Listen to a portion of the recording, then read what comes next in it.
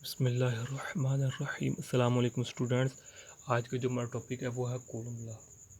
आज इंशाल्लाह इसके बारे में डिस्कस करते हैं। सबसे पहले इसके हम डेफिनेशन के बारे में डिस्कस करते हैं। डेफिनेशन ये है कि the force between two point charges is directly proportion to the product of magnitude of charges and inversely proportion to the square of distance between them. मतलब कि जो कूलम लॉ है इसमें एक फोर्स होती है।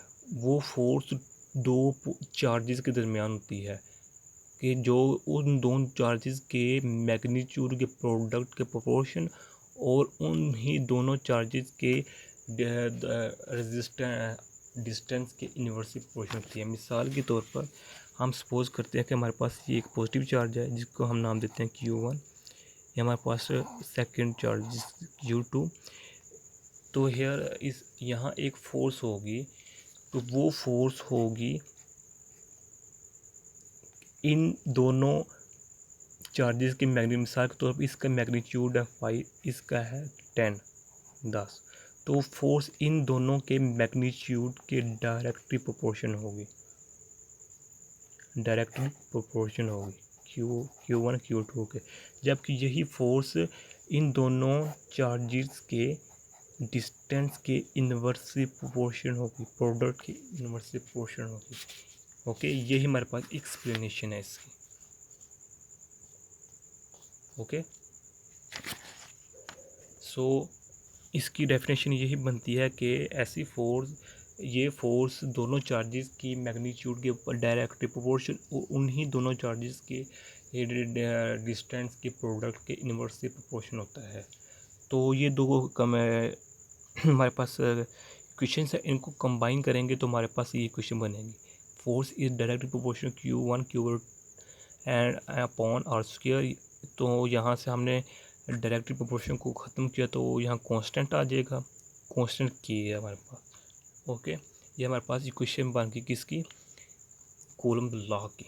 ओके, अब हम इस आगे डिस्कस करते हैं कि K क्या है, जिसको हमने K प्रोपोर्शनैलिटी हटाने के लिए लगाया कि ये कांस्टेंट इलेक्ट्रोस्टैटिक कांस्टेंट है। ये भी याद रखिएगा कि जो हमारे पास जो ये K है ये हमारे पास इलेक्ट्रोस्टैटिक कांस्टेंट है। ओके, अब इसके बारे में डिस्कस करते हैं K की।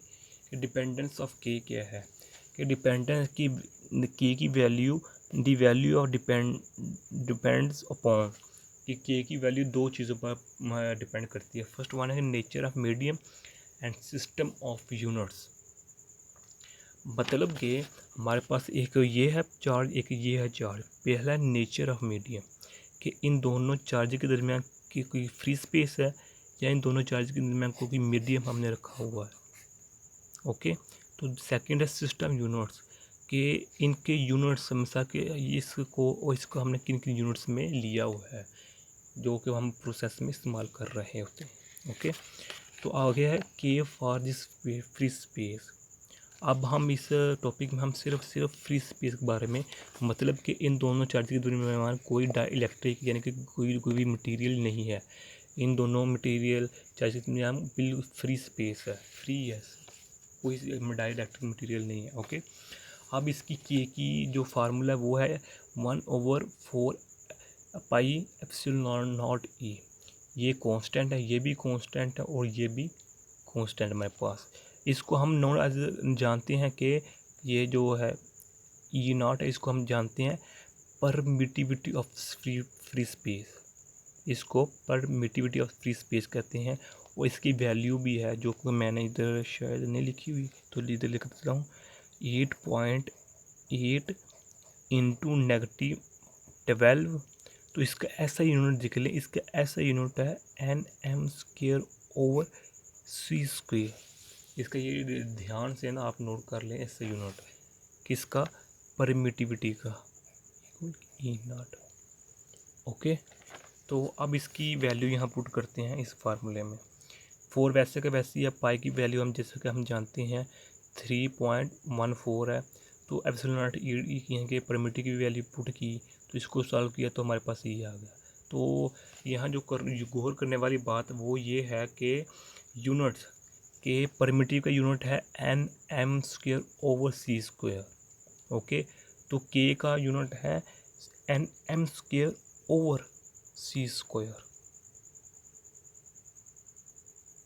सॉरी बेटा, यहाँ हमारे मुझसे एक गलती होगी, वो ये कि इसका जो ऐसा यूनिट है वो है c²/nm²। ओके, c²/nm², जबकि ये इसका ये फार्मूला ऐसा यूनिट दुरुस्त है, यानी कि उलट है। के का जो ऐसा यूनिट्स है वो ये है nm²/c², जबकि इसका उल्ट इसका ये है c²/nm²।